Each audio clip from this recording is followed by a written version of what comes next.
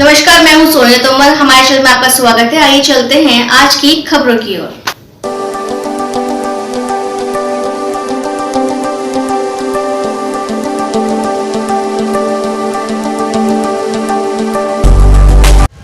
नमस्कार, स्वागत है हमारे चैनल में क्राइम टुडे 18 में। आज हम एक ऐसे शख्स के पास बैठे हैं जो बहुत ही जुझारू और कर्मठ कार्यकर्ता है, समाज सेविक भी हैं, समाज सेवा करते रहते हैं, जनहित के कार्य करते रहते हैं और साथ ही इनके खुद के अपने कुछ और भी काम हैं और इन्हें एक बहुत बड़ी जिम्मेदारी दी गई है। अध्यक्ष है ओबीसी और उनकी पार्टी है MIM।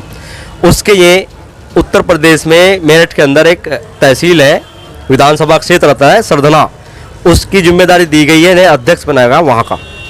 तो इनसे जानते हैं, आज पूछेंगे। हाँ जी, आपका स्वागत है हमारे चैनल में। बहुत बहुत शुक्रिया। और आपके पास बैठे आज मौका मिल गया आपसे बात करने का, तो हम जानेंगे इस पार्टी के बारे में। किस पार्टी को जो है ये अपने आपके और स्टेट में भी काम कर रहे हैं और इसमें उत्तर प्रदेश में किस तरह से क्या भूमिका रहेगी, कैसे काम करेगी पार्टी और आपका उद्देश्य क्या है पार्टी का, ज़रा परिचय देते हुए बताइए आप। अस्सलाम वालेकुम। सबसे पहले मैं आप सब लोगों का इस्तकबाल करता हूं, स्वागत करता हूं और MIM पार्टी में मुझे जो जिम्मेदारी दी है बैरिस्टर असदुद्दीन ओवैसी साहब जो हमारे राष्ट्रीय अध्यक्ष हैं MIM के, उनके द्वारा और हमारे उत्तर प्रदेश के अध्यक्ष शौकत अली साहब और मेरठ के जिला अध्यक्ष फ़हीम अहमद एडवोकेट साहब ने जो मुझे जिम्मेदारी दी है सरधना नगर का नगर अध्यक्ष बनाया है। तो सबसे पहले तो मैं आपको बता दूं कि जो हमें नगर अध्यक्ष बनाया है तो हमारी पार्टी का भी उद्देश्य है और हमारा भी ये उद्देश्य है, जो शोषित, वंचित, उत्पीड़ित अल्पसंख्यक और समाज है जिसे इंसाफ नहीं मिलता, जिसकी बात नहीं सुनी जाती, जिसकी कोई बात नहीं करता, हम उसको इंसाफ दिलाने का काम करेंगे, उनकी बात उठाने का काम करेंगे, उनको हर तरह से जो उनकी समस्याएं हैं उनको हल कराने का काम करेंगे।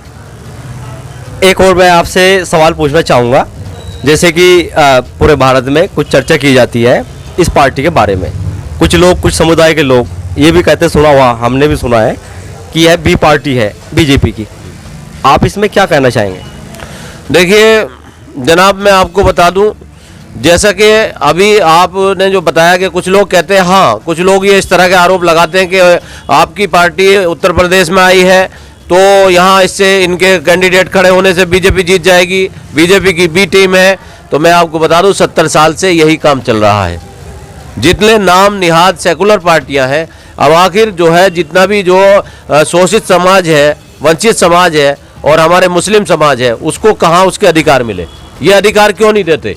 ये ओवैसी साहब हैदराबाद से चल के क्यों आए हैं? इस तरह के जो सवाल करते हैं, मैं उनको जवाब देना चाहता हूं कि 70 साल से लेकर आज तक उत्तर प्रदेश के अंदर मुसलमानों का जो लिटरेरी रेशो है क्या है?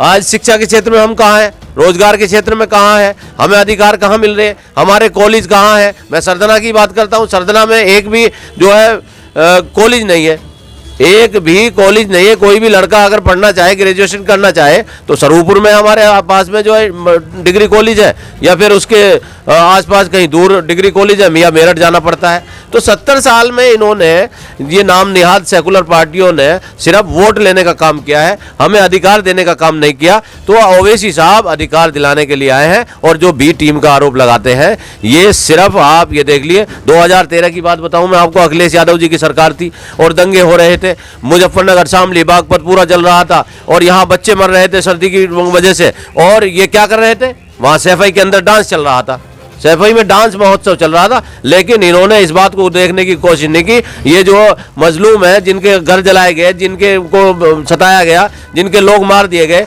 आखिर क्यों नहीं रोका गया? क्यों वहाँ पर CRPF को, PSC को या दूसरी बटालियन या दूसरी फोर्स को क्यों नहीं भेजा गया? दंगे क्यों नहीं रोकवाए गए? और तो और मैं आपको बताऊं, अब योगी सरकार जो है वो मुकदमे वापस ले रही है। क्यों ले रही है योगी सरकार मुकदमे वापस? 4 साल तक अखिलेश यादव जी की सरकार थी, आखिर फास्ट ट्रैक कोर्ट में मुकदमे क्यों नहीं चलाए गए?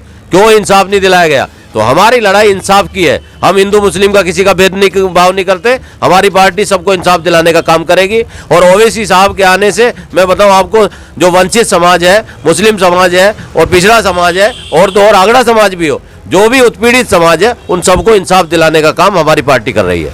एक और मैं आपसे बात पूछना चाहूँगा कि जैसे समाज में ये बात हो गई आपकी पार्टी के बारे में, एक और पूछना चाहूँगा, एक और सवाल उठता है। किसानों का धरना जारी है, कुछ मांगे पूरी हो गई है, कुछ रह गई है, ऐसे ही है। तो इसमें किसानों के प्रति क्या रुझान है आपके पार्टी का? हमारी पार्टी किसानों के साथ पहले दिन से खड़ी है। भाई किसान है, मजदूर है, किसान हो, मजदूर हो, मुसलमान हो, दलित हो, हम सबके साथ खड़े हैं।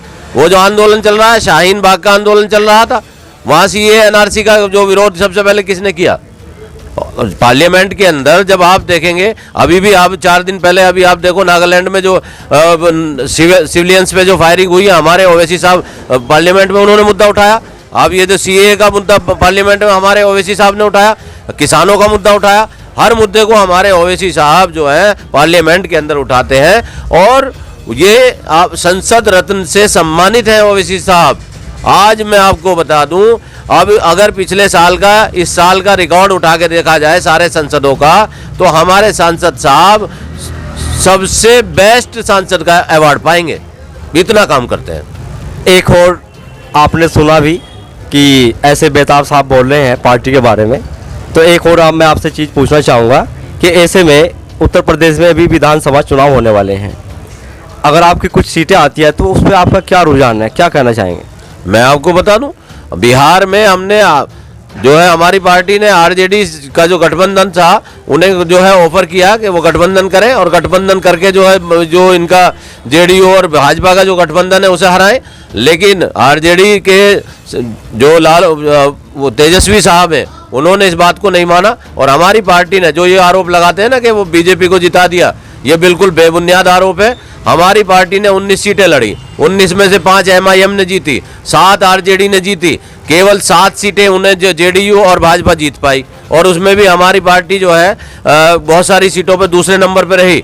हम आपको बता दें, हमारी पार्टी के लड़ने से भाजपा को 2 सीटों का नुकसान हुआ 19 सीटों में, जबकि वहाँ उनकी पहले जो है 9 सीटें आती थी, फिर 7 सीटें आई। तो अब उत्तर प्रदेश में जहाँ हमारी इस पार्टी चुनाव लड़ेगी, हमारे सदर साहब ने जो है 100 सीटों का ऐलान किया है और इंशाल्लाह हम अपनी पूरी ताकत दिखा देंगे। हम गांव-गांव जा रहे हैं। 18 दिसंबर 2021 को आने वाली जो 18 तारीख है मेरठ में ओवैसी साहब की रैली है और मैं बताऊं बहुत जन सैलाब है लोगों में, मतलब इस कदर खुशी है और इस तरह से जोश है कि लोग मेरठ की रैली में इस कदर पहुंचेंगे कि सारी रैलियों के रिकॉर्ड टूट जाएंगे। मेरठ के अंदर आप देखना 18 तारीख में लोग ओवैसी साहब से इतना प्यार करते हैं। सुना आपने कि जो है एक पार्टी उत्तर प्रदेश के अंदर भी अब अपने कदम रख रही है, तो जी आगे भी आपको खबरें दिखाते रहेंगे और इन्होंने बताया है इस संबंध में इनसे फिर मुलाकात होगी, फिर इस विषय में चर्चा होगी। तब तक के लिए धन्यवाद, बहुत बहुत शुक्रिया।